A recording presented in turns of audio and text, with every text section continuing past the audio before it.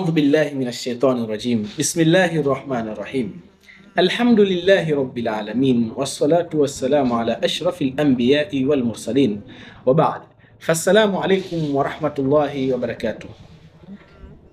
Je, unajua kuwa ikitokezea mtu ameswali swala yake, labda tuchukulie swala ya magharibi, swala ya faradhi ya magharibi, labda alipomaliza kuswali swala yake ya faradhi ya maghrib, akawa anasubiria swala ya isha. Wakati anasubiria mpaka ulipofika muda wa isha, tayari muda wa isha ushaingia, anataka kwenda kuswali swala ya isha. Lakini sasa ikamjia shaka, je, udhu wangu nilokuwa nimetia kuswalia swala ya maghrib ninao au sina? Umebaki au umetenguka? Je, mtu ambaye amejiwa na hali kama hii je, anayo ruhusa ya kuswali na udhu wake ule ule au anatakiwa akatie udhu mwingine? Jawabu, yeye anayo ruhusa ya kuswali na udhu wake ule ule. Kwa nini? Lianna al-asla, kwa sababu asili, baqaul wudhu, kwamba udhu wake umebaki.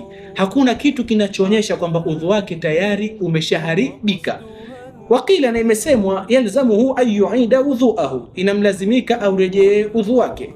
Kwa sababu gani? Lialla yadkhula fi salati, asije akaingia katika swala wa huwa ala ghairi yaqin, na yeye akawa hayupo katika yaqin, manake yupo katika shaka. Yani wa huwa ala shak, mtu asiingie katika swala na yeye hali yako yupo katika nini?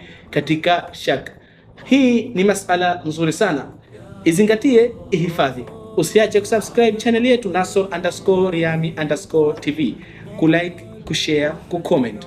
Wassalamu alaikum warahmatullahi wabarakatuh.